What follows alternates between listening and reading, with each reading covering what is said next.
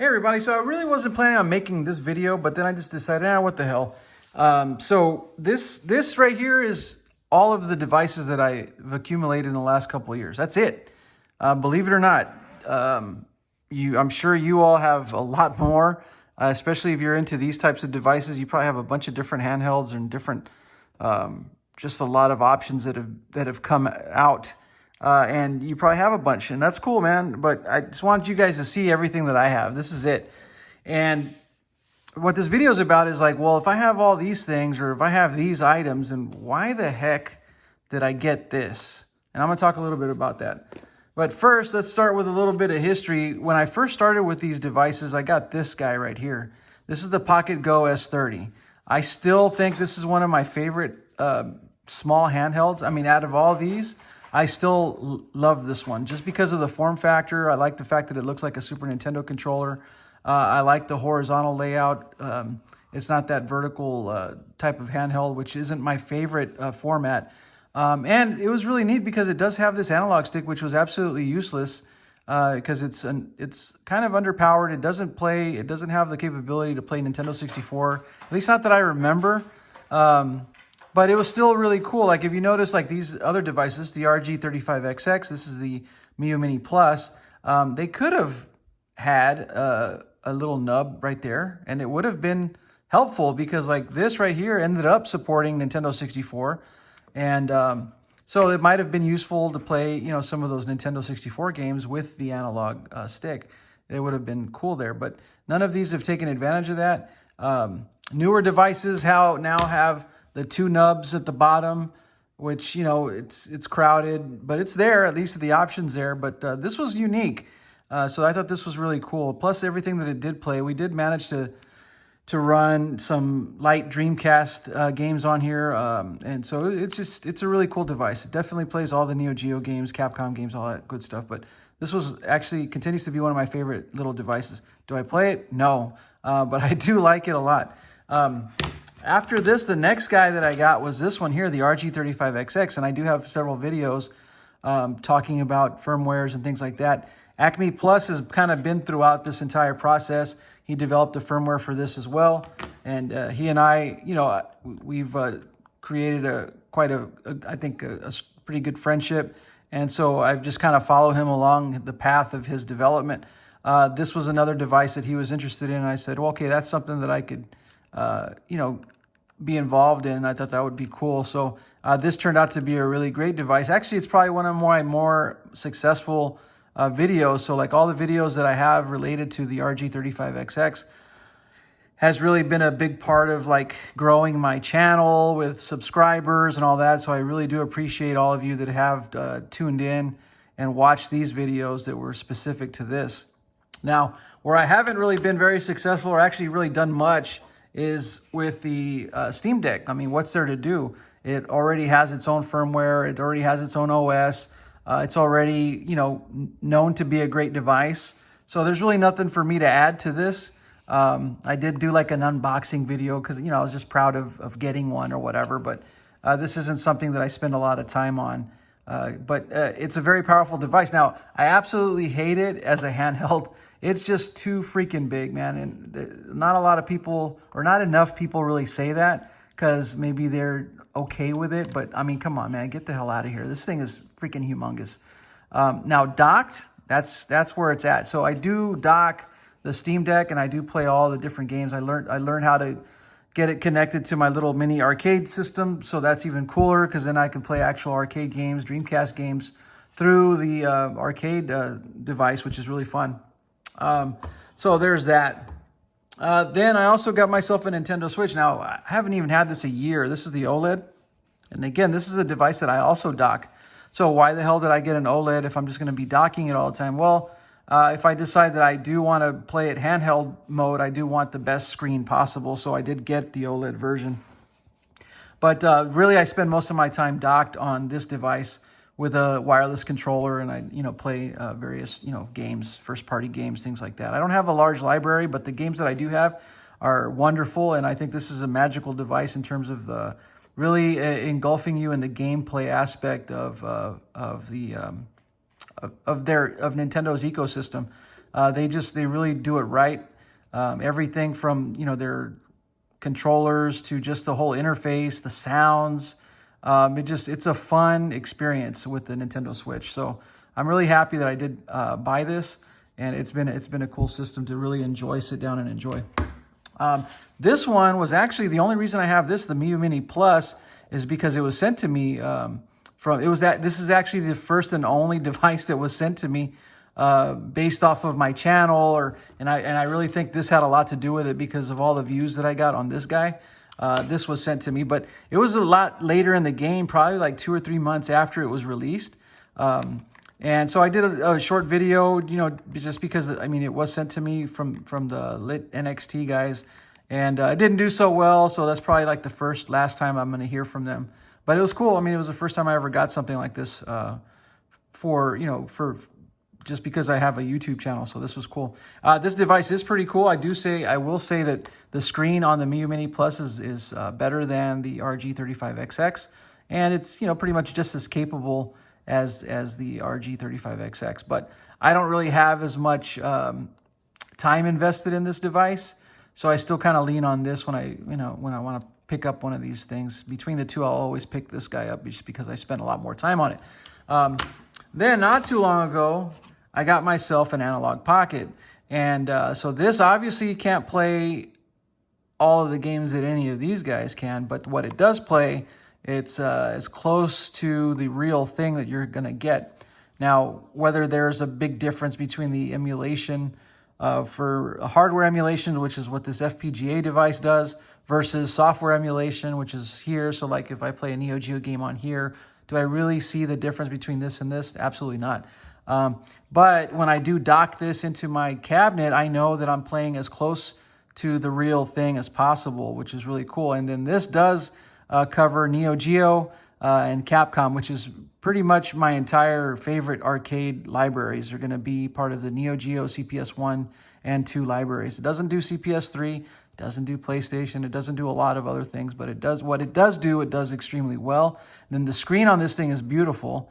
This screen is better than any of these other screens, even the Switch OLED, I would argue that this is far better than any of these other screens. So this has been a great device to have. Now, fast forward with the Nova Blast project, which I haven't done any videos on or talked about, but if you follow my Twitter or if you follow Reddit or things like that, you might have already heard about it. It's on my, I think it's my title logo or whatever that's on my channel. It's a candy cabinet arcade project that's coming, and I'm expecting a sample coming to me soon. And my intention is to dock this guy in that and playing like all the arcade games and things that are offered in here. Really just focusing on arcade, but then also the Steam Deck and things like that. So I kind of got ahead of that and prepared myself on what I would need in order to make that happen. So very happy to have this. It's really a lot of fun. And like I said, this screen is absolutely gorgeous. So let's go ahead and get into why I got myself this Taito Super Pocket. This is different than all of these other devices because, it's limited. That's a big one. The screen's a lot smaller than a lot of these devices. So if you look at it, the screen is smaller. It's actually even smaller than this. Well, it's maybe about the same size as that. No, it's still a little smaller. Anyway, it's a small device. It's cute, whatever, but I already have this. I already have the Miu Mini Plus, so that can probably play everything that's on this deal. But what makes this unique is back here, this right here. And this is hard to take off. There we go. So it has a cartridge slot because now this is probably your cheapest entry point. And now it's not working. I'm going to fire it up though. So this is the cheapest entry point into the Evercade ecosystem. So Evercade, if you're not familiar with them, they've developed a little handheld and a console that actually has cartridges and supports cartridges, they create cartridges for it. So that's physical media that you could actually purchase for it, which is really cool. I thought that was really unique. And so I was kind of interested in that. The other reason is that Acme Plus is interested in this device. And if he's interested in the device, then I should be interested in the device because we're going to see the potential of what it all can do. So it's not just what you see on the surface. It's going to be about what else, he can make happen. And then I'll be more than happy to join him on that journey and report to you all. The other cool thing about this is that it has like a switch to turn on and off the device, that you're not having to just hold down a power button, hold it down for a few seconds to turn it off. All of these have that, actually. None of these have a switch that turns it on and off. You have to push down something and for a few amount of seconds or whatever for it to shut down, or it's software based where you can shut down through the UI or whatever. But this has an actual switch, which is really cool. So I'm going to go ahead and turn it on, make sure I didn't break it from earlier when I dropped it. And it's got a cool little interface, got a little intro. It's got music while you're checking your menu.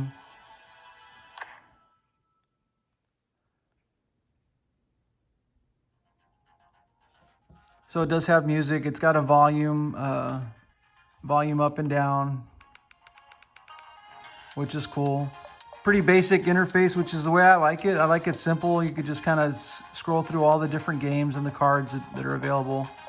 It's got a menu that you can go in and change settings. This is if I actually had a cartridge in here, I can go into Evercade and it'll load up whatever cartridge or collection that I have in that cartridge and play from there. Then there's other settings that's there. With the display, you have display settings. I'm not going to get into all that. I mean, there's been videos already covering all this. But it's a cool device.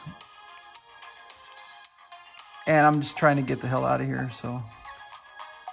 Oops. Jesus. I'm still learning this thing. All right, so it's not intuitive, that's for sure. Like, I would think back or the B button would just kind of get me out in layers until I finally get back to this screen. It doesn't work that way. It does have a select and a start button. It's got the weirdest shoulder buttons in any device. Matter of fact, if you look at all these other devices, they're sticking out and you can get them from the top down. All of them kind of have that. This has that. Even this guy has it right here on the sides. Let's see, this one has it on the top, kind of like a Super Nintendo controller. And your Switch also has them on the top that you basically push down to get them. And of course the Steam Deck has buttons on the top and on the back side of it. It's got some switches back here too. All right, so it all makes sense, and that's kind of been the design for years. But these guys decided, no, we're just going to put them flat in the back, and you push into the device.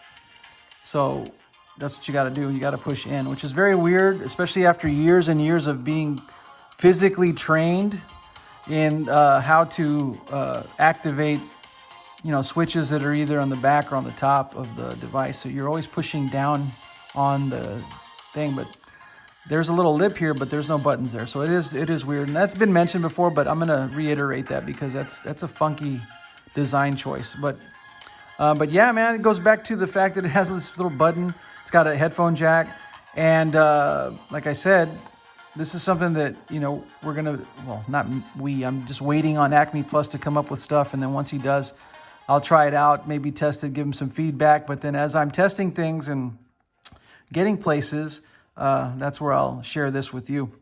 The other reason I bought this one and not the Capcom version, obviously the Capcom device has better games, or I guess you can argue that, but the games that are on the Capcom device, I prefer to what the library is on here.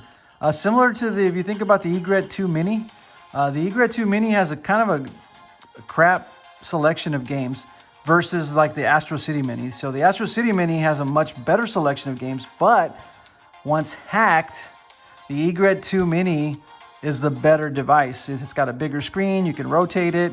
I mean, it's just it's got it's just a better overall device once hacked. If not, then I would say that the Astro City Mini is the better of the two in terms of the buttons, the stick, the games, the interface, all that good stuff. So because I prefer this color profile to the Capcom one, I chose this one because I figured it doesn't really matter what's inside, because eventually we're going to get everything that we can into this device.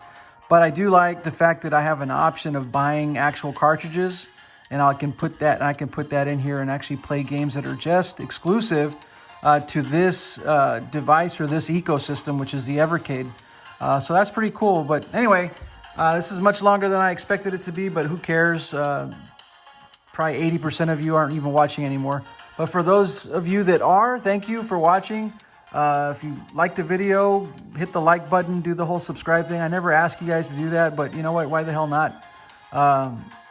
If you think it's cool, share it. Let people know that, yeah, this is the next device that that you should stay tuned about, because it's not just about what you see here. It's about what all it can do. Till next time, thanks. Oh yeah, thanks for watching. I was gonna turn it off with the switch. All right, see you later.